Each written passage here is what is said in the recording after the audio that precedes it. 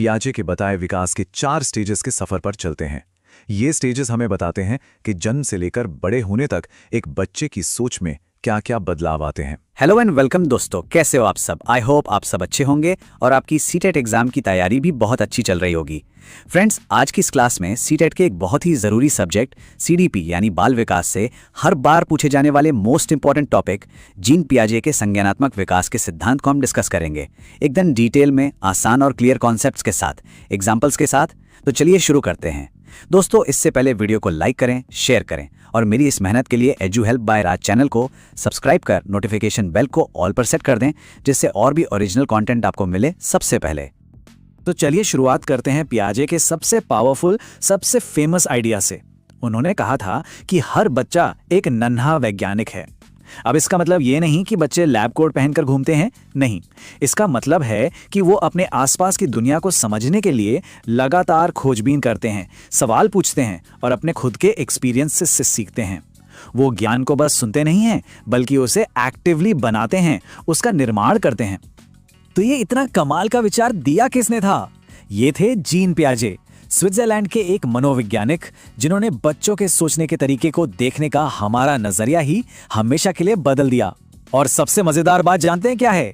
उन्होंने ये पूरी की पूरी थ्योरी अपने ही 3 बच्चों को देखकर, उनको समझकर, उन पर स्टडी करके बनाई थी। चलिए उनके इस क्रांतिकारी आइडिया को और गहराई से जानते हैं। देखिए, पियाजे से पहले ना ज्यादातर लोग ये मानते थे कि इंटेलिजेंस यानी हमारी बुद्धि जन्म से ही फिक्स्ड होती है। पियाजे ने इस सोच को चैलेंज किया। उन्होंने कहा, नहीं, दिमाग कोई पत्थर की लकीर नहीं है। बच्चा जैसे जैसे अपने आसपास की दुनिया से इंटरैक्ट करता है, चीजों को छूता है, देखता है, वैसे वैसे उसकी समझ डेवलप होती जाती है। उन्होंने कहा कि सीखना कोई रट्टा मारने वाली प्रक्रिया नहीं है, बल्कि ये तो एक बौद्धिक, एक इंटेलेक्चुअल प्रोसेस है, जिसमें बच्चा खुद करके सीखता है, हैंड्स ऑन लर्निंग से सीखता है। तो सवाल ये उठता है कि ये नन्हा वैज्ञानिक आखिर अपना ज्ञान बनाता कैसे है?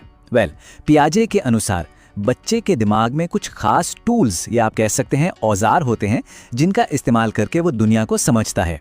चलिए इन बेसिक टूल्स को एक एक करके समझते हैं। पहला और सबसे जरूरी टूल है स्कीमा। स्कीमा को आप ऐसे समझिए जैसे हमारे दिमाग में जानकारी को ऑर्गेनाइज करने के लिए छोटे छोटे फाइलिंग कैबिनेट्स बने हुए हैं। जब भी हम कुछ नया सीखते हैं, हमारा दिमाग उसके लिए एक मेंटल फोल्डर बना लेता है, और वही है स्कीमा। जैसे एक बच्चे के दिमाग में कुत्ते का एक स्कीमा होता है कि उसकी 4 टांगे होती हैं, एक पूंछ होती है और वो भौं भौं करता है।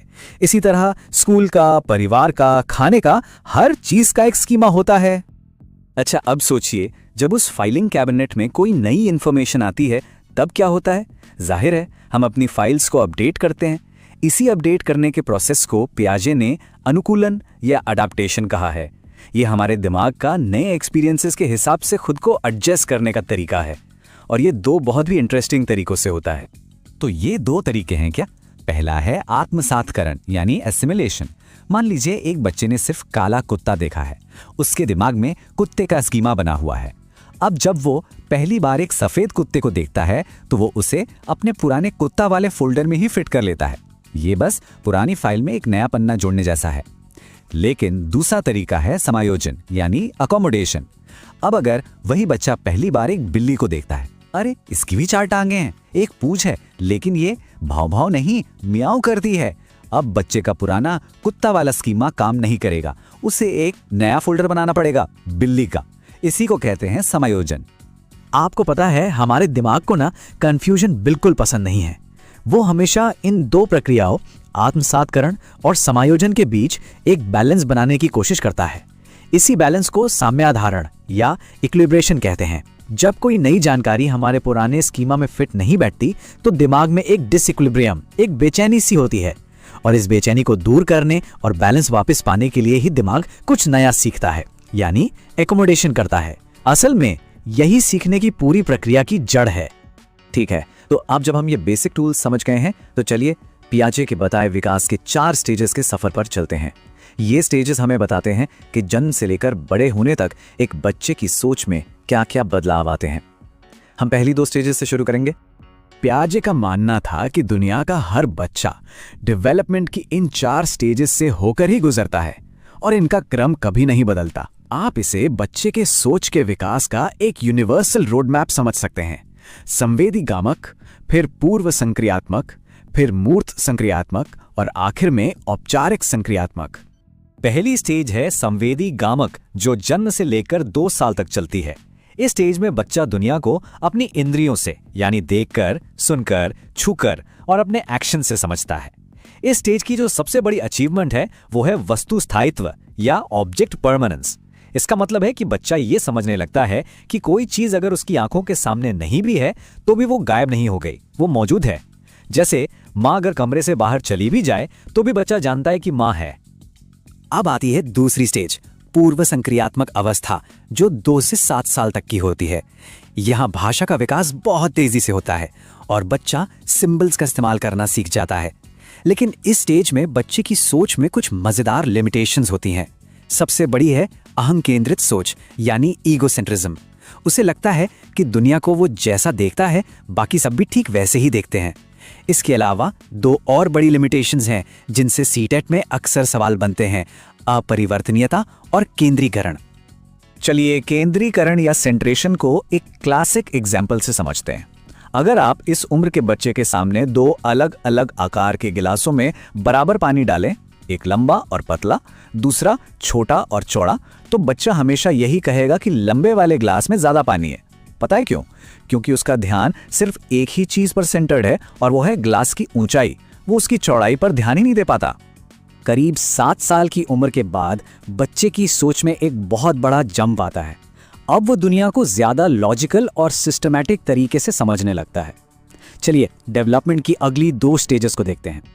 तीसरी स्टेज है मूर्त संक्रियात्मक, जो 7 से 11 साल तक चलती है। यहाँ मूर्त या कॉन्क्रीट शब्द बहुत इंपॉर्टेंट है, क्योंकि अब बच्चा लॉजिकली सोचना तो शुरू कर देता है, लेकिन सिर्फ उन चीजों के बारे में जिन्हें वो देख सकता है, छू सकता है। याद है वो पानी वाला ग्लास? अब उस बच्चे को कोई बेवकूफ नहीं बना सकता। वो संरक्षण या कंजर्वेशन को समझ जाता है। उसमें पलटावी यानी रिवर्सिबिलिटी की पावर भी आ जाती है। मतलब वो समझता है कि अगर 4 + 5 9 है तो 9 - 5 भी 4 ही होगा। और आखिर में आती है चौथी स्टेज, औपचारिक संक्रियात्मक अवस्था, जो 11 साल की उम्र के बाद शुरू होती है। ये एडल्ट थिंकिंग की शुरुआत है। अब किशोर सिर्फ कॉन्क्रीट चीजों के बारे में ही नहीं, बल्कि एब्स्ट्रैक्ट आइडियाज यानी अमूर्त विचारों और कल्पनाओं के बारे में भी लॉजिकली सोच सकते हैं। वो न्याय, आज़ादी, नैतिकता जैसे कॉम्प्लेक्स कॉन्सेप्ट्स पर विचार कर सकते हैं और किसी भी प्रॉब्लम का सिस्टमैटिक तरीके से सोल्यूशन ढूंढ सकते हैं। तो पियाजे के इस पूरे सिद्धांत को समझने का क्या फायदा, खासकर आप जैसे सीटेट एस्पिरेंट्स के लिए? देखिए, ये सिद्धांत सिर्फ एक थ्योरी नहीं है, बल्कि ये क्लासरूम में बच्चों को बेहतर ढंग से सिखाने का एक प्रैक्टिकल गाइड है। तो इस थ्योरी से हम अपने क्लासरूम के लिए 4 मेन बातें सीख सकते हैं। पहली, एक्टिव लर्निंग पर जोर दें, बच्चों को खुद करके सीखने का मौका दें। दूसरी, स्टूडेंट सेंटर्ड बने, आप ज्ञान देने वाले नहीं बल्कि सीखने में मदद करने वाले एक फैसिलिटेटर बने।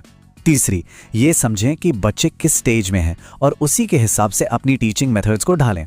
और चौथी और बहुत जरूरी, खेल को बढ़ावा दें, क्योंकि खेल ही बच्चों के सीखने का सबसे नेचुरल और पावरफुल तरीका है। तो जाते जाते आपके लिए एक सवाल छोड़ जाता हूं।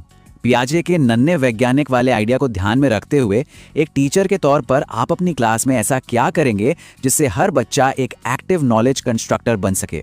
इस पर जरूर सोचिएगा। अगर आपको इससे मदद मिली हो तो इसे लाइक और शेयर करें और ऐसे ही और भी कंटेंट के लिए चैनल को सब्सक्राइब करना ना भूलें। थैंक यू सो मच दोस्तों।